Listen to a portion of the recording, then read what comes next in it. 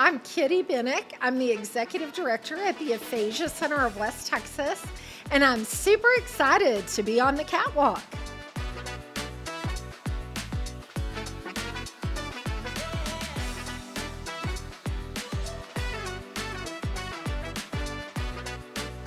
The Catwalk is proud to partner with Second Story Co-working in downtown Midland. With shared Wi-Fi and free coffee refills, Second Story can help connect you with like-minded business leaders. Visit them today at secondstory.co. There is a powerful story behind every brand. The mission is to make storytelling easier so you can grow your business. Connect with us today at thecatwalkmediagroup.com. Follow The Catwalk on all your favorite social media platforms, watch new content on YouTube, or listen in on Apple Podcasts, Spotify, Amazon Music, or iHeartRadio. Well, we are so excited that you are joining with us today on The Catwalk. Big shout out to my friend Chris over on the controls, Second Story, for the great studio, and I'm excited to welcome into the studio Kitty Binek. Kitty, welcome. Thank you. Happy to be here. We are so glad that you are here. I've got to ask you, is Kitty your real name? I get that a lot. Yeah. It is. It is my given name. It's on the birth certificate. It's on the birth certificate. It's not a nickname. You know, it's a derivative of Catherine, and it's a nickname for Catherine frequently. Okay. But it's my given name, and it was actually my mom's sister's given name. So I'm named after my aunt. Okay. Well, I've never heard anybody called Kitty from their birth certificate, so this is a first for me. So I'm so glad to meet you finally. I've heard so much about you. I've seen a lot of people that work on your board for the Aphasia Center, and I know we're going to jump into that a little bit later. But are you a Thanksgiving person or a Christmas person when it comes to decorations? Well, I have to confess, Thanksgiving's really my favorite holiday. Really? Yeah, because it's the wonderful parts of Christmas, the family and getting together and sharing a meal, but it doesn't have the stress and the pressure of Christmas. So my house is well decorated for fall right now. It's very much decorated for Thanksgiving, but Thanksgiving weekend, those will come down and up will go all the Christmas. And I like Christmas, and I like the Christmas decorations. We already have Christmas lights on our house, but it's just Christmas, I think, is so commercialized, and it's just so hectic, and everybody's running in 50 different directions. And so Thanksgiving to me is like the parts of Christmas that are more relaxing and fun and enjoyable, and time with, you know, family and friends. Do you have a favorite Thanksgiving movie? Oh, there's a lot of people. Thanksgiving movies. Yeah, a lot of people go, "What's your favorite Christmas movie?" But what about Thanksgiving movie? Do you have one? Honestly, like, I don't even know if I've ever seen a Thanksgiving movie. Yeah. Do they make those? Does Hallmark do Thanksgiving? Hallmark does those, yes. What my favorite Thanksgiving movie is Planes, Trains, and Automobiles, which is an older movie that's in the 80s with John Candy and Steve Martin. It's right around Thanksgiving. If you jump into Christmas, one of my favorite Christmas movies is Die Hard, and a lot of people argue on that that's not really a Christmas movie, but I think it is. What's your favorite Christmas movie? I love Christmas Story. The Christmas Story, yeah. Yeah, the one with the BB gun, the Red Ryder BB gun. That's one of my favorites, and I think it's on TBS and maybe TBN. They run it like for 24 hours during Christmas. Yes, you can get your fill of that. You can watch it, 5, 6, 7, awesome. 9. Well, our viewers and listeners may not know much about you, just like myself, and so this is a great opportunity for you to tell everyone who you are and a little bit about you, and then we'll jump into the Aphasia Center. So start off, just kind of tell us your backstory, maybe childhood, where you're from. Well, I'm a true yellow rose. I was born in Amarillo, Texas, and grew up actually in eastern New Mexico, Clovis, which any of your listeners know where Clovis, New Mexico is. It's about a 7-minute drive from the Texas border. So I grew up in eastern New Mexico and graduated from high school at Clovis High Wildcats and did all of that. Very farming, ranching community, really just kind of salt of the earth Right. people. And then I didn't stray far from Clovis when I went to college, kind of left home and went to college. I graduated from Texas Tech University in Yep. Lubbock, Yep. and actually really liked living in Lubbock. And my plan had been to settle there. Well, you know, the saying, if you want to see God laugh, tell him you have plans. And my plan was to stay in Lubbock. And I'm a little bit of a type A personality. So when I got a little break after college, I came to Midland. My mom was living here. My parents are divorced. They divorced when I was a teenager. And so my mom had moved to Midland, and she was living here. And on my break from college, I had a job in Lubbock, but I had, a couple of weeks off. And so my idea of fun was to send out some resumes, go on some job interviews here for practice for the jobs I really wanted in Lubbock. So I think I know where this is going. Yeah. So I went, and I'm 24 years old, and I interview for a job I think there's no way I will ever get. It was an executive directorship of a pretty large child development program. There were about 140 kids there every day, and they offered me the job. And On the spot? I mean, they called me the next day, Wow. and I don't know if honestly, I wouldn't have hired me. I don't know if I got the job because I was so relaxed, because it was in my mind, a trial. I didn't think I would ever get the job. Didn't even really know if I wanted the job, but I was practicing for the job I really wanted. And when you get handed an opportunity like that at 24, fresh out of college, my personality just says, you don't turn that down. That's a huge opportunity. And so I took it. And wow, it was a learning experience, but I really enjoyed it. Some of your listeners, if they may remember, it was called Good Beginnings Child Development Center, and it was on the south side of town, on Good Street. It was actually in the building that is now the Boys and Girls Club. Okay, I know where that is. Yeah. Yeah, and loved it. I just loved that job, and did that for about 6 years. And we were in the process of getting national accreditation and just some really great things happening. But it was what was called a Title 20 center. And so what that meant is that we had certain slots available for people who might not could afford childcare, and the government would subsidize it. But then we also had slots that were private pay. And so it was this great kind of eclectic mix of kids from all different backgrounds, all different walks of life. But we really needed that Title 20 funding. And they disbanded the Title 20 program.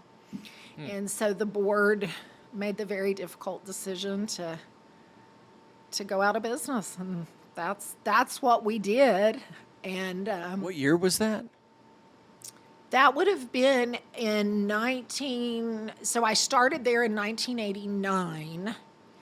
So that was right around 1995, 96, when we closed our When were doors. you at Tech? I was at Tech from 84 to 89. Okay. I was there. Oh, wow. Yeah. Yeah. I got out. Did you live in the dorm? I did. I lived in Murdo. Okay. Hall? I was in Chitwood. Okay. Yeah, I know where that is. Now, I want to circle back to a couple things you said. So I have a good friend who's from Clovis that I went to school with, Carla Hamer. I don't know if you know that name. I don't. Her dad was a pastor in Clovis, and she was good friends with my wife. She was in my wedding. Oh, wow. I don't know that many people from Clovis. So when you said that, I was like, there's probably like 7 people in Clovis and that I know of. And so I didn't know if you knew them. And then I was at Tech the same time you were. So when did Carla graduate? Do you know I don't. when she graduated I high don't. school? I can Okay. find that out, though. Yeah, I I'll send her a graduated in clip of this, and she'll 1983. probably be like, Yeah. I know who that is, Yeah. sitting across the desk from you. What was your degree at Tech? I got what is now considered a human sciences degree in family studies and human development. Yeah, see, so I had the same one because Chris makes fun of me on this because on my diploma that's on my wall, it says marriage and family counseling, but it's in the human, what is it? What's the human resources? Like human development? What is it? What is it? Human development, but home economics. That's what Home it is. economics. Home economics. And Yes, that's what it Chris was makes fun of called me in the- all the time because he says I know how to carry an egg and take care of a baby. I never understood that why they called it home And I know he's economics. laughing at me right now, so I can say I that. never understood why they called it home economics, but so my degree was in human development and family studies. Family studies. Okay. And then I had a minor and a certification in substance abuse studies. When you left the current job that you got in Midland, when you just left Tech that you were talking about over at, when did you leave from there and go to Centers? How did you end up at Centers? No, actually, I took a long way around for that. So I'm married right now. My husband's name is Darren Binek, and we've been married almost 25 years. But when I was working at Good Beginnings, I was married to my first husband. Okay. And he and I, about the time Good Beginnings was closing, it was real close to the time that he and I got divorced. But prior to that, I took a little bit of a hiatus, and I was actually going to UTPB, working on getting another degree in education. And then I got divorced, and that kind of threw a wrench in all Right. of that. So then I went and I spent 3 years working at the Odessa Rape Crisis Center. Okay. And Yeah. I was their assistant director. And I also over there worked a lot of the child cases that came through at that time. And Okay. so I did a lot of, back then we carried a pager. We didn't have cell phones. Pagers. We Yeah. didn't have cell phones. I didn't think we would utter the word pager on the show. but Yeah, that's I, good. car- I'm I glad. carried a pager, and so I was on call a lot. Right. And would go to crime scenes and go to the hospital. Right. And did that for about 3 years, and then decided, okay, I think that's You've think had that's- enough of that. I think that's enough of that. Yeah. And by then I had met my current husband, and he and I were engaged. And I was unemployed for just a little while, a few months. And what's interesting about Centers for Children and Families is I interviewed for the job of the post-adoption program director. Right. I didn't get that job. And about, I don't know, maybe a month after I had gone through that interview process and figured out I wasn't going to get the job and whatever, and I was still looking for a job, the woman that did get the job as the post-adoption program director called me, and she said, you may not be interested in this because I know we were both up for this job, but I have an opening for a case manager for Region 9. What do you think? So I went in and I talked to her, and I really liked her, and I thought, okay, sure, why not? I need a job. Let's do it. And I did it, and I really was enjoying it. Well, I was in the job like 6 months, and some things happened at Centers, and they lost their executive director. And my boss, who was the director of the post-adoption program, ended up becoming the executive director. And then she promoted me into the director job for post-adoption services. And you were there for about 10 years. Almost right? 10 years, Yeah. just a couple months shy of 10 years. Yeah. And then after Centers, you went to Aphasia Center, or was there a journey in between? No, I went straight from centers to the Aphasia Center, but there's kind of an interesting story Okay. as to how I ended up at the Aphasia Center. Okay. So, I don't know, have you ever met Catherine Shelley, or have you heard of The Catherine name sounds Shelley? familiar. Yeah. Well, she was a graphic design artist living in Austin, Okay. and her dad, she was an only child, and her parents were divorced. Her dad had a stroke and acquired aphasia. So she left her graphic design business in Austin and moved to Midland. Well, she's an adoptee. So when she got to Midland, she wanted to get plugged in with the adoption community here. So she goes to the phone book and she finds Centers for Children and Families post-adoption program. And she calls me and invites me to lunch, says she wants to tell me her adoption story. So I say, great. Now, I've only been at Centers at this point a couple of years. So I go over, I have lunch with Catherine. She's lovely. And I like to call what happened when I was leaving her house a God wink, because I left her house after hearing her adoption story, and we even talked about it. She told me about aphasia, what it was. She told me she was even thinking about starting a nonprofit. I gave her a little bit of advice, having, worked in nonprofit Right. for so long. And I'm leaving her house, and I just get this, I don't know, a sense, or felt like God said to me, pay attention to this moment, because this woman's going to be very important in your life. It was kind of strange. That had never happened to me before. I just kind of tucked it away and moved on. Well, the Centers for Children and Families, our post-adoption program, we would put on adoption conferences and workshops, and Catherine would come. And we kind of became, I wouldn't say we were friends, but we were acquaintances and kind of got to know each other.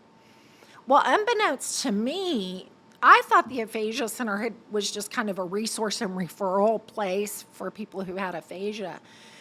I had no idea what Catherine, along with so many others, had been building at the Aphasia Center. And one day I got a call from Catherine, and she said, the board and I would like to talk to you about becoming the executive director at the Aphasia Center.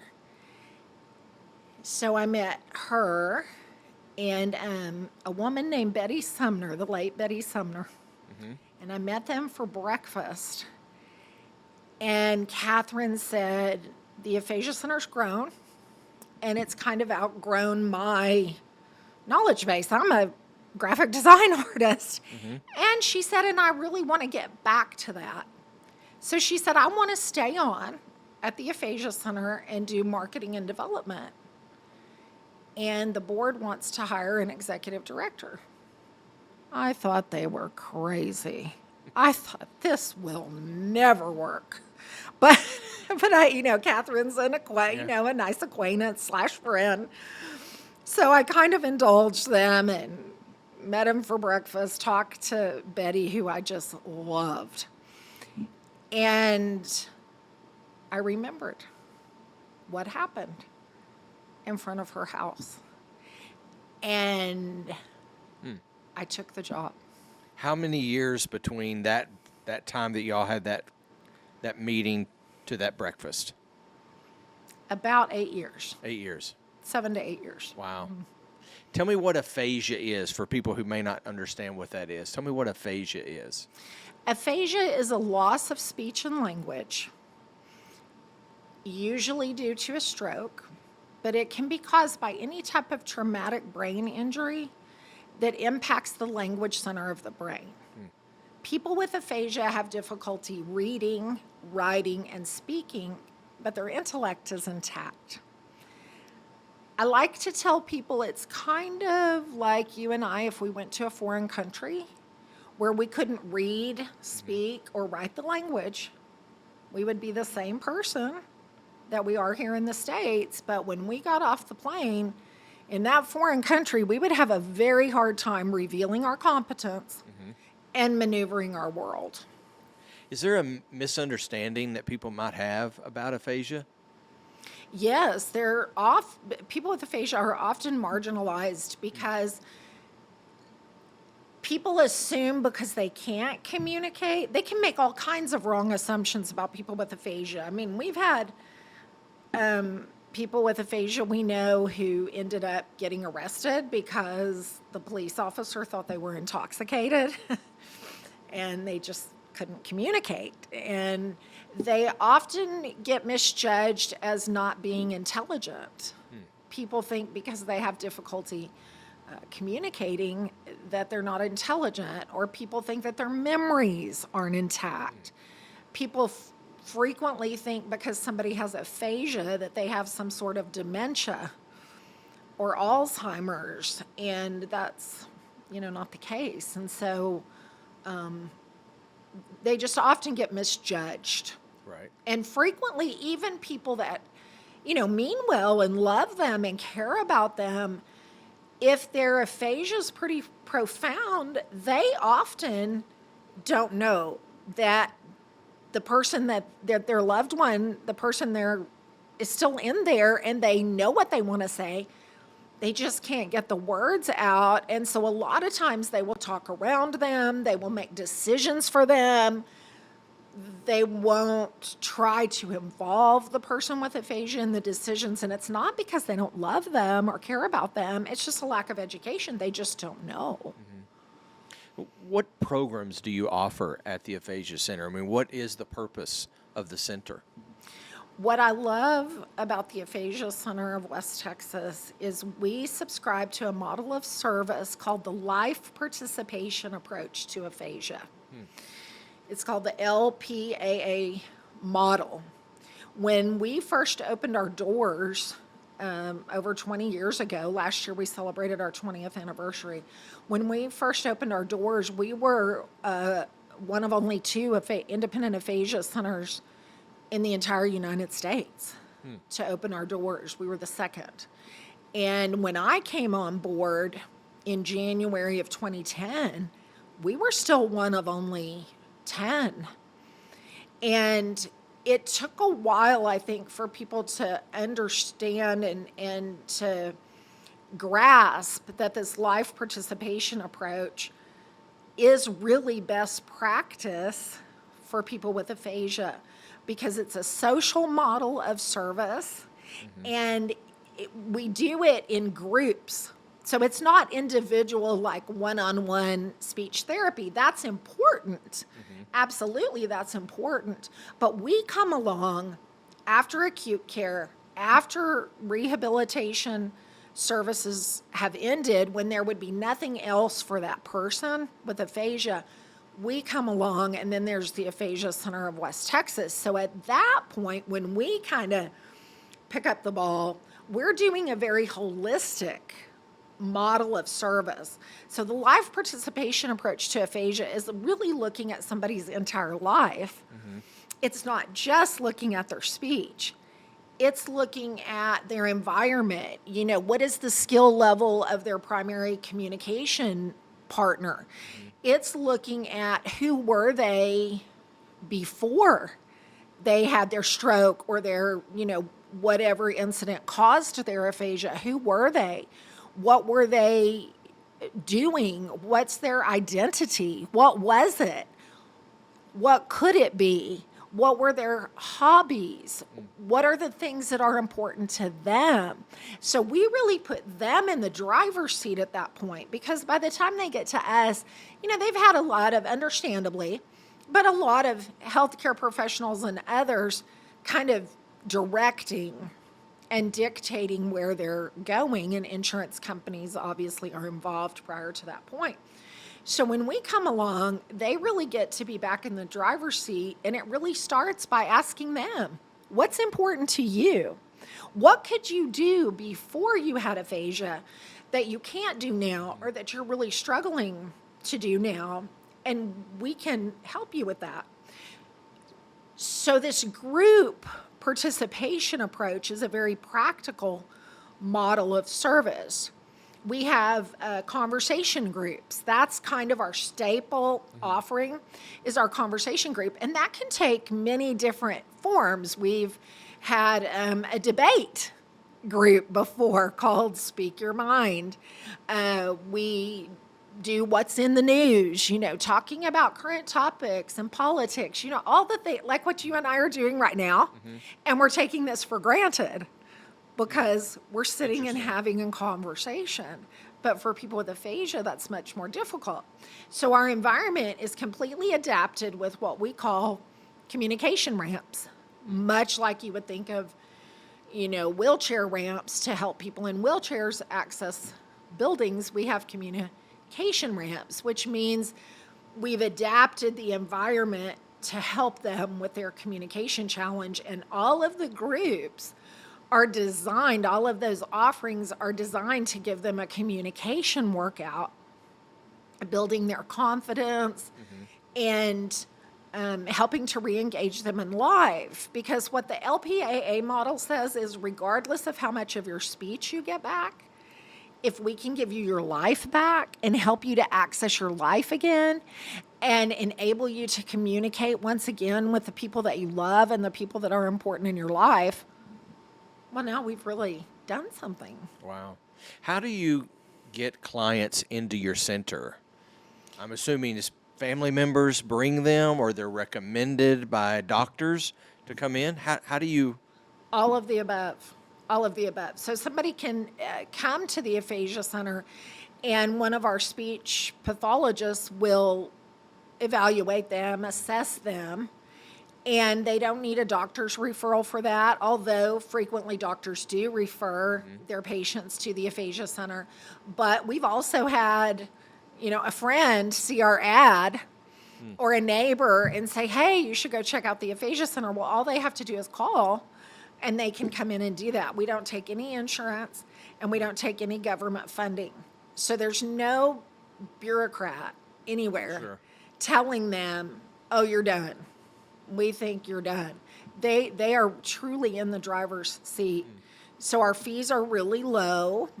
If somebody can't afford to pay, they can come to the Aphasia Center as much as they want. We do programming Monday, Tuesdays, Thursdays from 9 a.m. to 2 p.m. They can come as much of that time as they want for $150 a month.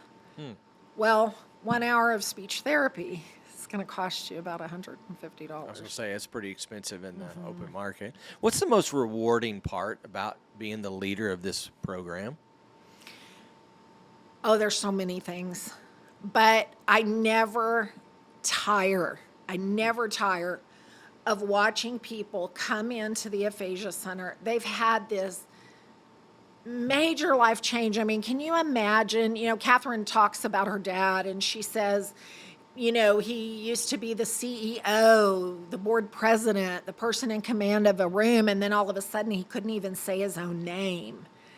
So watching people come in, and when they come in, this is typically, most of the time, it's usually so new, and they're pretty shell-shocked, honestly. They're pretty down. I mean, when you lose your ability to communicate, there's so many other losses that follow that.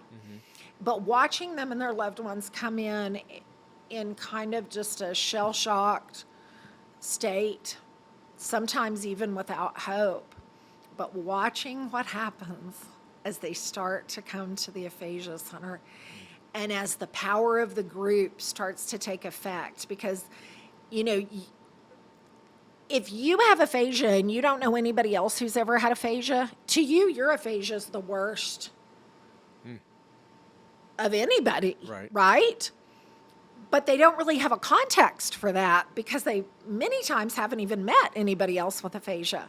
But they walk into the room and sometimes they find out, oh my gosh, my aphasia is not that bad at all compared to some of these other people. Or they walk in and they say, wow, my aphasia is just as bad as that person's, but that person is thriving. I can thrive too.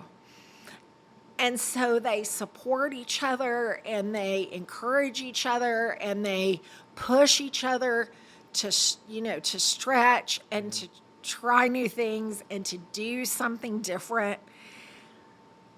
And I get to watch lives transformed every day. I think the Aphasia Center is one of the most inspiring places you could ever be. So I get to go to this inspirational place for work every day. And in January, I'll hopefully celebrate 15 years at the Aphasia Center. And I'm still awed by that every day Also- when I walk in. Also in January, you guys are having your chocolate decadence event, I believe. Yes. Tell me about 20 that. years of chocolate.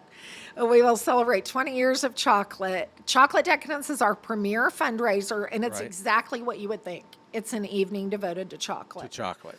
Very decadent. I will be there for that. We have an amazing caterer. I have to give a shout out to Yeah. Susan Harville at Marquette's Cake Studios in Odessa, because she does all of our chocolate. And what I love about working with Susan is she's fearless. Yeah. So I'll come up with an idea, like I went to her last year or a couple of years ago and I said, have you ever done a jalapeno hollowed out with ganache and then dipped in chocolate? She goes, no, let's try it. It was one of it was one of everybody's Really? favorite offerings that Sounds year amazing. for Chocolate Decadence. So we try all kinds of different things. This last year we did dill pickles. Dipped in chocolate? Baby dills, All right, dipped you in lost me. chocolate and You lost me with pickles. dipped in dark chocolate and rolled in pistachio nuts. And it was actually very, very good. Wow, that's crazy. So it's a lot of fun. You will find things at Chocolate Decadence that you can't just go out and buy. What's the date on that again? It's January 31st. It's a 31st. Friday night at the Odessa Marriott. Awesome. And it's just a fun, elegant evening. People kind of like to dress up, and we'll have live music and dancing and amazing food. We also serve dinner and auctions and all kinds of stuff. Now, you said you don't take insurance, so how does the Aphasia Center operate financially? Is it because of the Chocolate Decadence night you get all your money for the year? Or? Well, Chocolate Decadence traditionally raises in between 30 and 35% of our annual operating budget. So it's a huge night for us. But we have another fundraiser. We do a real quick turnaround after Chocolate Decadence, and we have an aphasia awareness concert, and that happens the last Saturday in April, and we bring in a band. Our genre has been tribute bands, Okay, yeah. and it's just another fun night. It's an outdoor concert. We have a VIP area with dinner and all kinds of great things, and that event raises money. And we have a monthly giving campaign that we do every year to raise money for our Sustainers Circle, and those are people who choose to donate monthly. And then in the summer, we have an annual letter writing campaign. We're supported hugely by local foundations. And we're very blessed to have our foundation partners. We could never do what we do without them. And then, individuals donate, corporations donate, either through our fundraisers or monthly or one of our other fundraising campaigns. How many clients have you seen over the 10 years that you've been there? Ooh, I haven't done a tally. That would be a good one. I can tell you that last year we served 168 people with aphasia and their families. We directly served them. And this past year it was down a little bit. It was 129 for the year. But we saw for a couple of years, during COVID,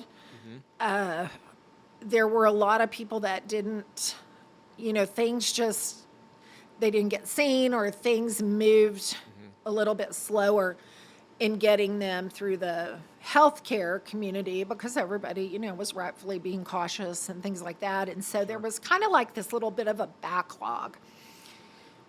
And so we saw some spikes during that time. But it's always, we know there are so many more people who need our services, but they just don't know we're here. And they don't know, frequently the community still doesn't even know what aphasia is, and we try so hard to get the word out. But if you think about it, if you can't communicate, it makes it really hard to advocate. Sure. And aphasia is more common than muscular dystrophy or multiple sclerosis or Parkinson's. But you can walk in just about any room and ask who's heard of those things, and almost every Sure.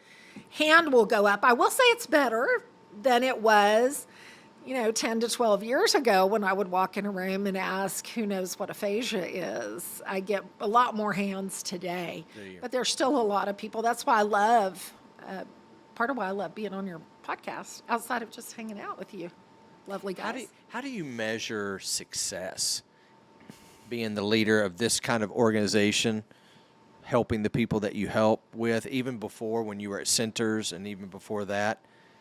How do you personally measure success in what you're doing? I feel like taking the Aphasia Center, the people that come to us for services, we call them members because they buy a membership, a communication membership, kind of like a gym membership.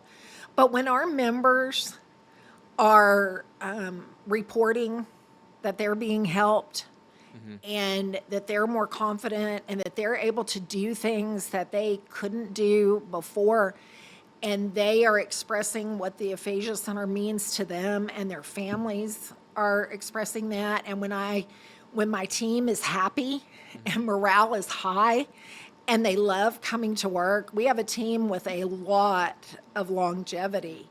Catherine Shelley is still writing grants for us. She lives in Santa Fe now, but she's still writing grants for us. Our program director, Beth Crawford, who's also our lead speech pathologist, none of this would have ever happened without her because she's the medical professional, right? She's the expert that we need to pull that off. She's been there from the beginning.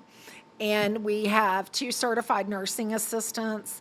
One of them, Shun Kelly, has been there since the beginning. The other one, Miriam Lujan, is about to celebrate 19 years at the Aphasia Center. And our executive assistant, a longtime executive assistant, Sharon Copenhaver, just retired, and she was there 14 years.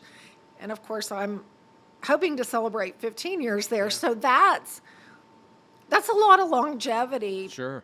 The people at the Aphasia Center are passionate, and we love what we do. And for me, success is, yes, there's something to be said for financial success. Obviously, we can't operate without the money.